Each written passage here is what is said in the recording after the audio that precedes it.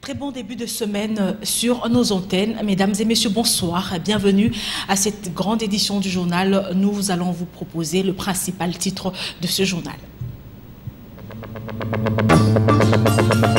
Déclaration conjointe Senko et SCC ce lundi 2 août au centre interdiocésain de Kinshasa. Le prince de l'église a fermement condamné les actes de vandalisme et d'attaque personnelle dont fait l'objet l'église catholique et Fridolin, cardinal Ambongo Besungu.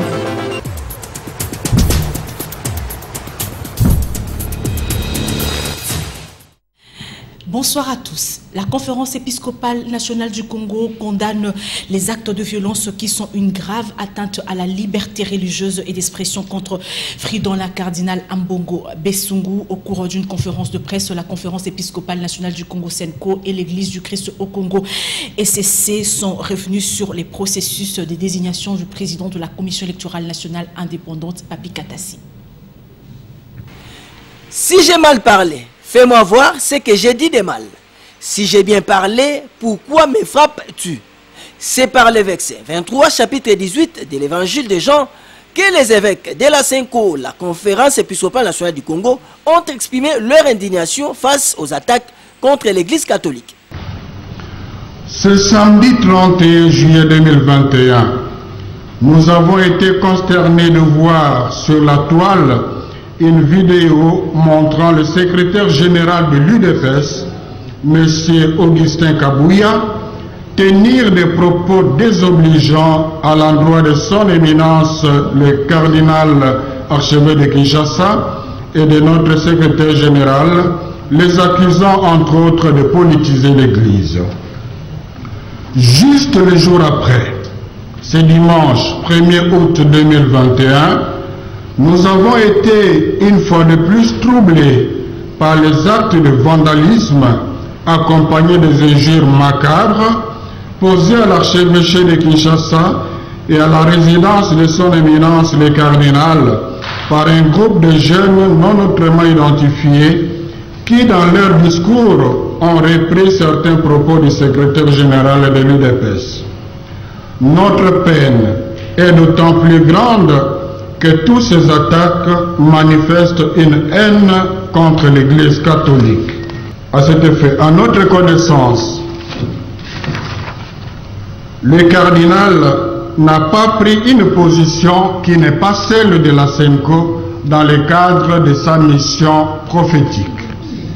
En ce qui concerne la désignation du président de la CENI, la santé électorale, le porte-parole de l'ECC, l'Église du Christ au Congo, précise que les procès-verbaux déposés à l'Assemblée nationale n'ont aucune valeur juridique. Quand le président du Parlement communiquait avec la plateforme, il s'adressait à qui? C'est au président de la plateforme. Toutes les communications se passent entre le président du Parlement, de l'Assemblée nationale et le président de la plateforme. Alors, qui est 6, 8 ou tout ce que vous voulez, ça peut avoir tout ce que vous voulez. On peut appeler ça mémo, on peut appeler ça lettre d'amour et de loyauté. On peut appeler tout sauf PV. Parce qu'un PV requiert une procédure juridique. Il faut qu'il y ait qualité de celui qui l'établit. Il faut qu'il y ait qualité de celui qui le signe. Il faut qu'il soit discuté, adopté. Et c'était là qu'il peut revêtir un caractère juridique et opposable à tous. L'Église catholique n'entretient pas le tribalisme. L'abbé Cholet a, au nom de la Senko, adressé un message aux Kassaïens. Je le rassure ici que la Senko n'a rien contre les Kassaïens. On a accusé le cardinal de tous les maux. Le chancelier du cardinal, son homme de confiance, l'abbé Georges Gilles, c'est un Kassaïen. C'est lui qui est, je peux considérer comme son ministre de justice, des affaires justices, l'abbé Louanga, c'est un Kassaïen. Ce que vous avez lu dans les réseaux, que son cabinet est rempli de... Je ne connais pas un éducateur dans son cabinet. Donc il ne faut pas vous laisser... Il y a une intoxication, une machine d'intoxication dans les réseaux sociaux qu'il ne faut pas suivre, s'il vous plaît. L'Église est catholique. Catholique, tout universel, catholique. Et dans cette catholicité, il y a aussi le Kassaïen. C'est comme ça que nous avons tous été très peinés par rapport à ce qui se passe en Bujimaï. Pour l'amour des Congolais, la Senko ne se taira point, conclut les princes de l'Église. Et sachez aussi que le mouvement de jeunes laïcs et interconfessionnels pour le changement, mouvement citoyen, ont organisé une journée de réflexion. C'était le samedi dernier à l'immeuble Marie-Reine de la Paix sur la purification et la démocratie du processus électoral en République démocratique du Congo. Popol Ziakwaou, Patrick Borel-Mukendi nous en dit plus dans ce reportage. Tout a commencé par l'exécution de l'hymne national, question d'honorer le drapeau de l'ère des Congo. C'est là en présence du représentant des évêques, les révérendissimes imams, pasteurs, prêtres, de jeunes catholiques unis par la foi que s'est tenue cette journée de réflexion en ces temps où la nation entière a les yeux rivés vers les chefs religieux pour obtenir la purification du processus électoral et la purification d'une démocratie chahutée de toutes parts. En désignant les présidents de la CNI, les présidents des confessions religieuses se doivent indiquer si la morale religieuse est toujours au-dessus du fait politique ou si, par contre, la religion dans notre pays a désarmé face à la compromission politique. La jeunesse unie par la foi salue les chefs religieux qui sont restés dans le droit fil de la mission prophétique de Moïse, Samuel, Nathan, Jean-Baptiste, Jésus-Christ, Mahomet, Gandhi ou Simon Kimbangu. Car nul n'ignore que si la démocratie a pu faire un certain chemin dans notre pays, la RDC, c'est davantage parce que le cardinal Maloula a eu le courage de dénoncer les excès d'émoboutisme. En outre, c'est parce que les chrétiens se sont sacrifiés sur l'autel de la férocité des oppresseurs le 16 février 1992 afin d'obtenir l'ouverture de la conférence nationale souveraine présidée par un prélat catholique qui ne transigeait pas avec la vertu. J'ai cité Laurent Mosengo Passigna. L'Église est venue à la rescousse de mouvements sociaux étouffés par une dictature en pente en éveillant les masses par les sons des cloches et par de marches dominicales au cours desquelles Thérèse Kapangala et Rossi Mukendi ont donné de leur sang. Le mouvement de jeunes laïcs condamne ceux qui hier ont bénéficié de l'intransigeance de l'Église pour arpenter le parvis du pouvoir s'illustre aujourd'hui par des injures rituelles contre les prélats. Nous gardons Patrick Borel-Mukendi et Popol Ziakwaou. Ils nous font savoir que l'Institut supérieur pédagogique catholique a clôturé l'année académique 2020-2021. C'était le samedi dernier par une cérémonie académique qui a débuté par une messe d'action de grâce suivait.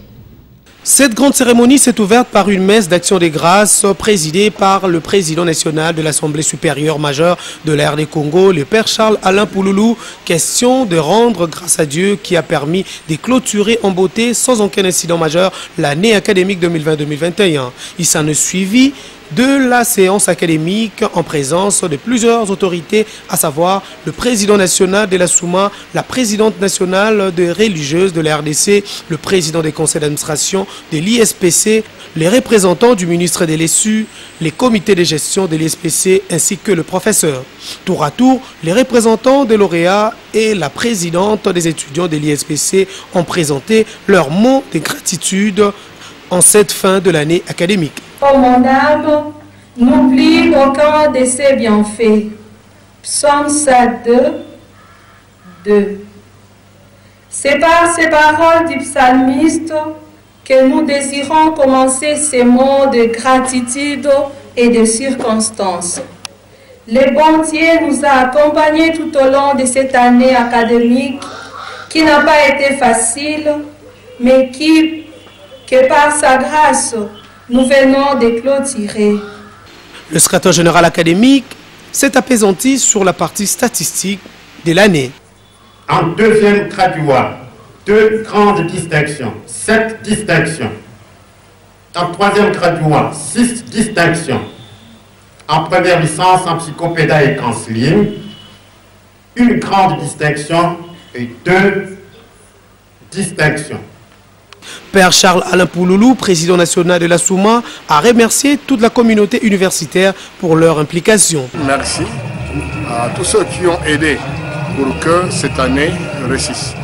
Je vois le corps professoral, je vois l'équipe de direction, le gouvernement, et puis tous les pères majeurs que nous ont envoyés, leurs étudiants, jeunes confrères, ainsi que jeunes consoeurs, ainsi qu'aux parents qui ont envoyé leurs enfants ici.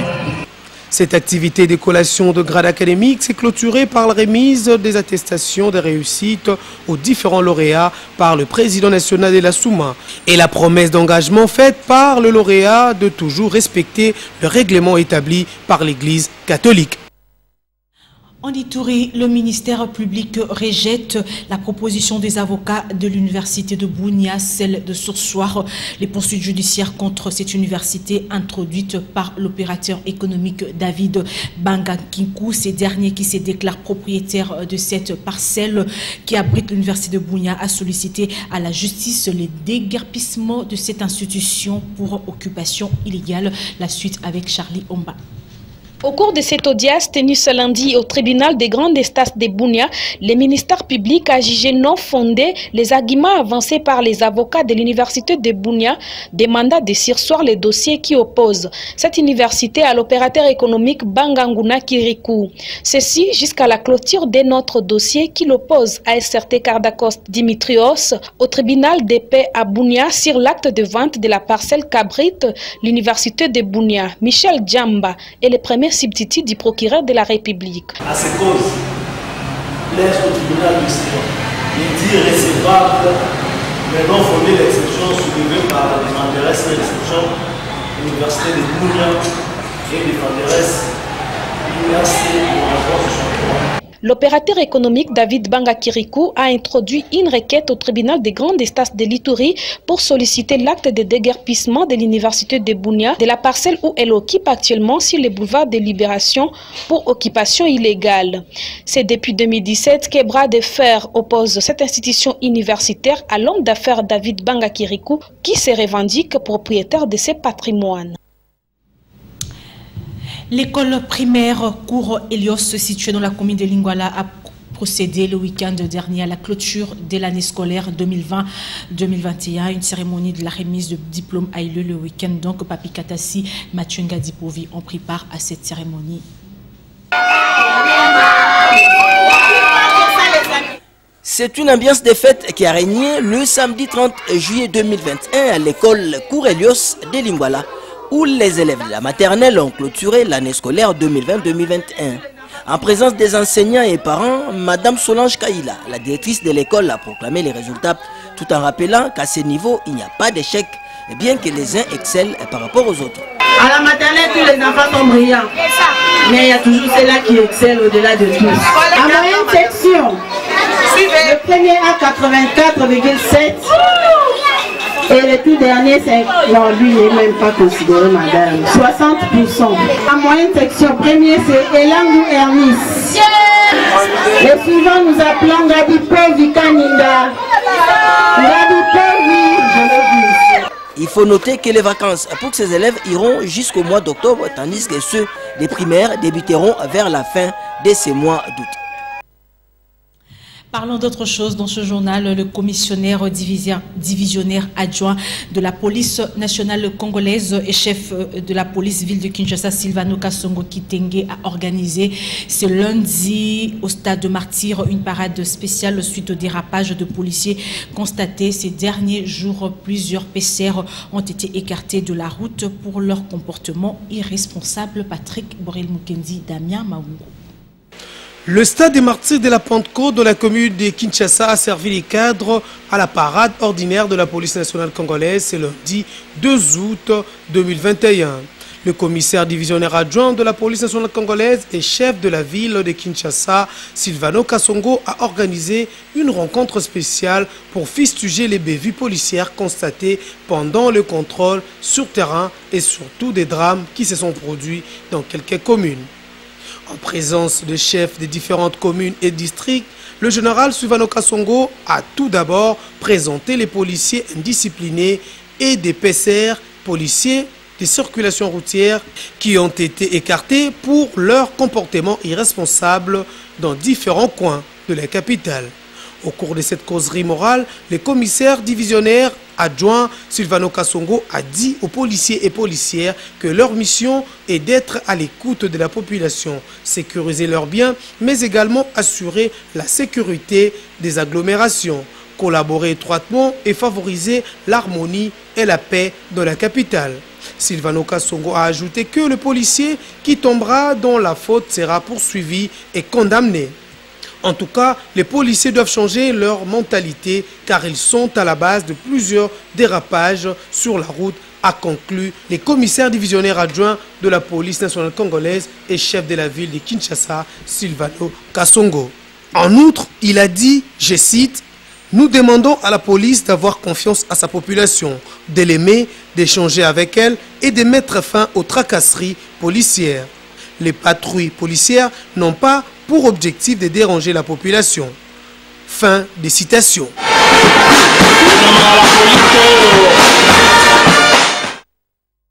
Et voilà, le général Silvano Kasongo Kitenge est donc le commissaire divisionnaire adjoint de la police nationale congolaise et chef de la police ville de Kinshasa. Et sachez aussi que le ministère de l'enseignement primaire, secondaire et technique a organisé ce lundi 2 août 2021 la cérémonie de la mise à la retraite de la première vague de enseignants à l'EP Mokengeli à Kinshasa. Il s'agit donc du premier lot de 385 enseignants du niveau primaire de la capitale congolaise. Selon les syndicats des enseignants SIECO, chacun d'eux va percevoir une somme de 5 millions de francs congolais, soit 2500 $ équivalent à 13 mois de leur salaire mensuel au grade transposé comme allocation de fin de carrière assortie d'une garantie de soins de santé et d'une rente de survie mensuelle. Papi Katassi y reviendra avec détails dans nos prochaines éditions. Dans le reste de l'actualité, sachez que la population de la cité de Luozi, nous sommes dans la province du Congo central, vit une situation difficile. Cette contrée se trouve dans une situation de désenclavement avec l'immobilisation de deux bacs qui servent de rotation entre les deux beaches, celui de Kibemba et de Luozi. Le constat est de Papi Katassi et Jean-Marie Louzingo. La cité de Luozi est située sur la rive droite du fleuve Congo et sur la route nationale RN 12 à 265 km au nord-ouest du chef-lieu de la province Matadi. Le poste de Luozi est fondé en 1885 par les autorités belges au confluent de la rivière Luozi et du fleuve Congo. La localité est érigée en chef-lieu du territoire de Manyanga en 1933. Entre les deux beaches qui desservent cette contrée de la RDC, à savoir les beaches Kibemba jusqu'au beach Luozi, un seul bac opérationnel. Il s'agit du bac Luozi qui transporte et la population et les marchandises. Suite à son usage excessif, l'engin est tombé en panne pour être remplacé par le bac Kinkyoka. Un engin aussi vétuste qui va à son tour, en raison de la surutilisation, devenir impraticable. Cette situation crée un désenclavement empêchant ici la circulation des personnes et des biens dans cette ville.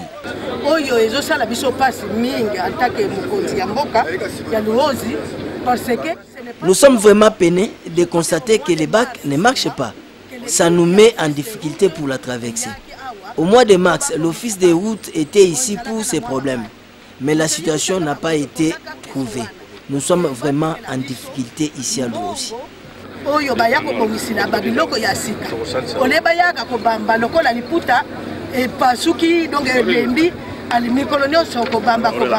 C'est ça. Mais ce n'est pas si longtemps, au mois de mars. Aujourd'hui, nous sommes au mois de juillet. Donc, les autorités politico-administratives sont donc averties pour sortir cette population de cette situation qui empêche son développement et son éclosion.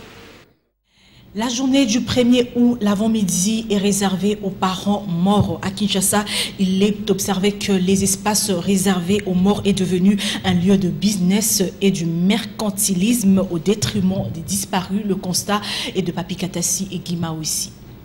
Il est célébré chaque 1er août une journée fériée et chômée en mémoire des Congolais disparus sur toute l'étendue de la République du Congo et la fête des parents congolais. La matinée de cette journée, rappelons-le, est réservée pour rendre hommage et se souvenir des parents et compatriotes disparus, alors que l'après-midi de cette journée est dédié aux parents.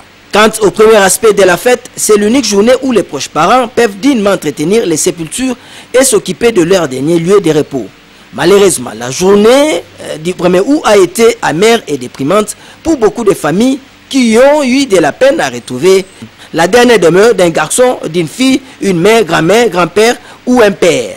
Cette mésaventure est essentiellement due au désordre et du braconnage foncier qui règne à mettre dans ces secteurs, tant dans la ville de Kinshasa que dans les grandes agglomérations de l'arrière-pays. Ce qui frise pour beaucoup d'observateurs un manque criant de respect aux morts et à une culture mercantiliste qui tend à la banalisation, surtout à Kinshasa où le phénomène est d'actualité.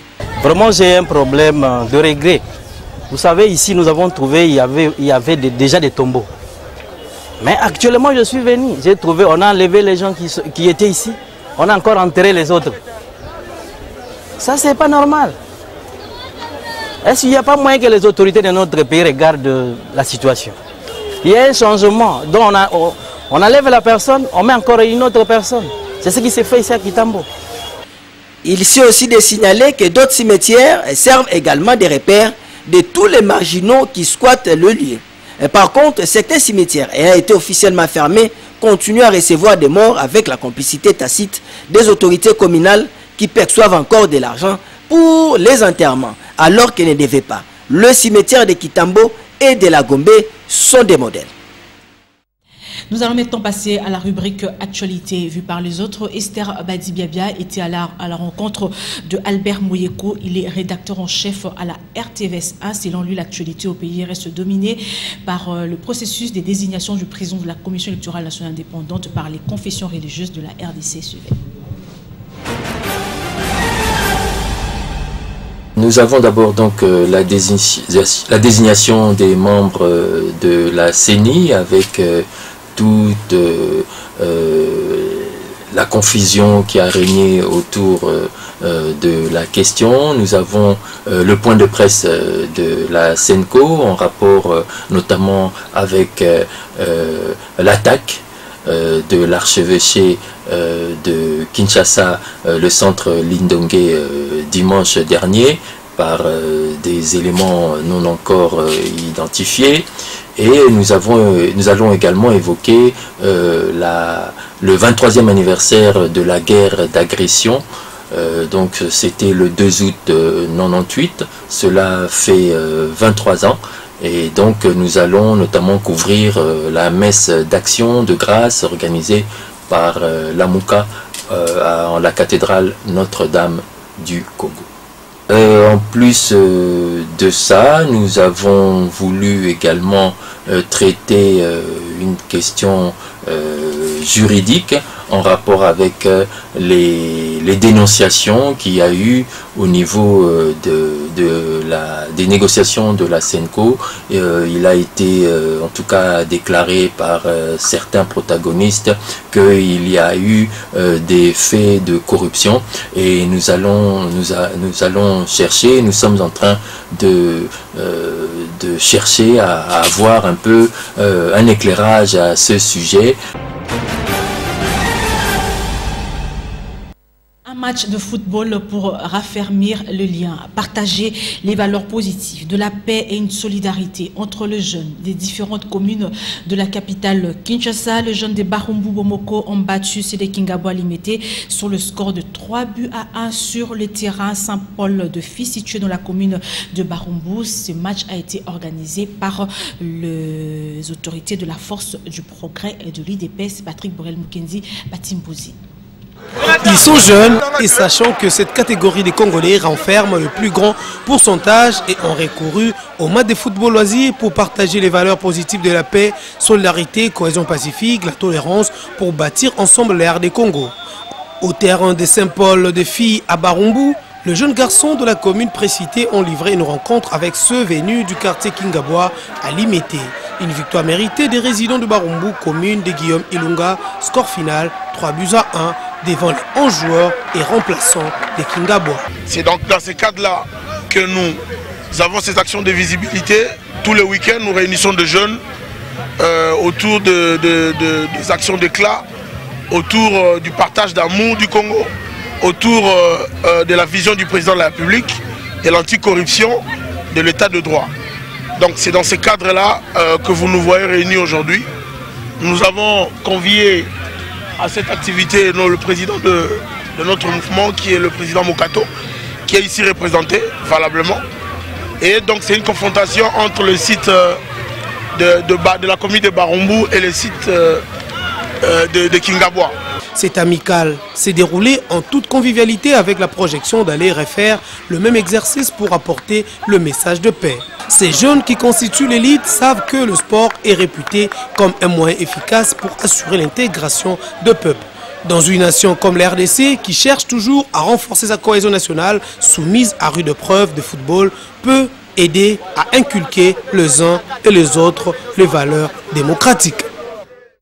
Sport, suite et fin. Le président de la Fédération congolaise de squash, Simon Yoka, en compagnie du chef des divisions urbaines de sport, Chimanga Crispin, et le membre de la dite fédération ont officiellement installé le samedi dernier au cercle gourmand de Kinshasa à la Gombe, la Ligue provinciale de Kinshasa. Patrick Borel Mukendi, Papi Katassi, Rigombo.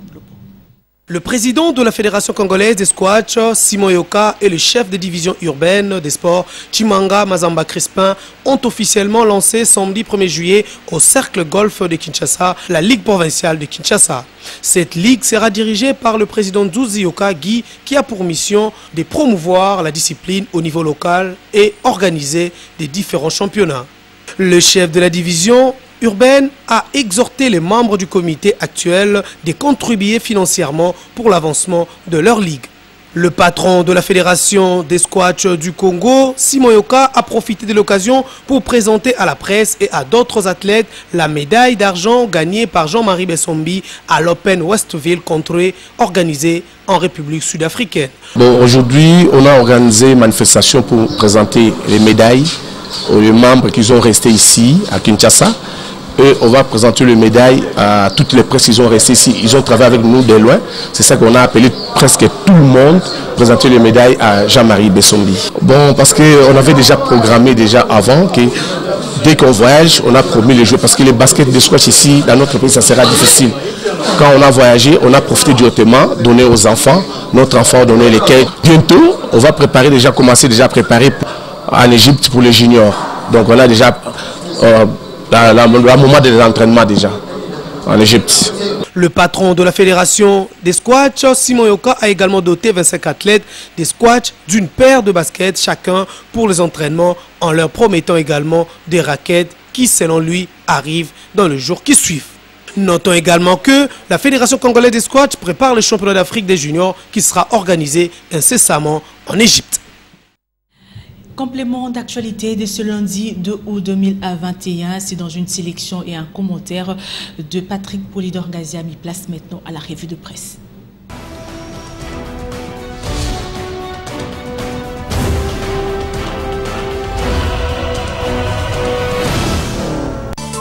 Absence de consensus au sein de la plateforme Confession religieuse sur la désignation du candidat président de la CENI, avec procès-verbal du constat de cette triste réalité, signé par tous les représentants et existence, selon certaines indiscrétions, d'un autre PV déposé au bureau de l'Assemblée nationale par 6 confessions religieuses qui sont tombées d'accord sur 1 ou 2 noms de candidats à proposer aux élus nationaux. Les choses semblent stagner. Et la République revient sur le dossier pour constater que tout est à refaire, en effet, ainsi que leurs conséquences, a-t-il dit. Et pendant que la prospérité invite les églises catholiques et protestantes à la sagesse face au dictat, au veto, à la nécessité du consensus et de la démocratie, et ce, au regard de leur position concernant le choix du nouveau président de la CENI, le journal met en garde l'UDPS qui, selon lui, devra éviter les erreurs du PPRD eu égard aux envolées verbales et aux invectives provenant ces derniers jours de ce parti politique au pouvoir contre les évêques catholiques, mais surtout contre le cardinal Fridolin Ambongo, suivi des profanations de plusieurs cathédrales au Kasaï oriental, province d'origine du président de la République. Ce qui fait d'ailleurs penser au conflit moyenâgeux entre la papauté et les empires. Parlant par ailleurs du nouveau bureau de la CENI, le quotidien rappelle le communiqué du 29 juillet du FCC dans lequel ce dernier avait émis sa réserve de souscrire au calendrier de désignation des membres de la centrale électorale, évoquant la nécessité de privilégier le dialogue pour un consensus autour de la question. Le Front commun pour le Congo a trouvé un répondant et c'est Ensemble pour la République. La direction politique du parti de Moïse Katumbi se rallie à la position du FCC et refuse de désigner, dans les conditions actuelles, le moindre candidat à la CENI. Il joint de ce fait sa voix à celle de forces sociales et politiques qui exhortent les autorités à l'esprit d'ouverture en vue d'un réel et sincère consensus. Bonsoir.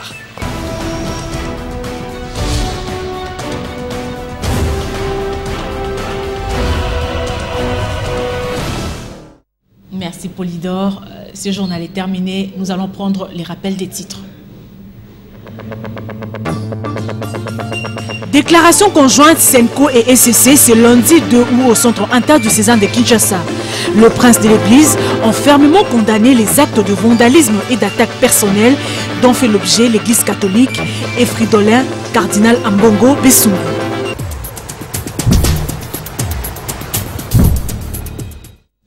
Ce journal est complètement terminé. Mesdames et messieurs, merci à vous tous qui l'avez chaleureusement reçu dans vos maisons. Ces remerciements, c'est au nom de Papi Katassi, chef d'édition. Le prochain journal, c'est demain, dès 7h30. Vous retrouverez José Moussangana à 10h et à 12h. Donc, à 16h pour le journal en lingala, Lydia Elambo sera là pour vous informer. Et à 19h, Patricia Bassoa Mwanda, je retrouve dans les jours à venir avec le même plaisir. Bonsoir chez vous.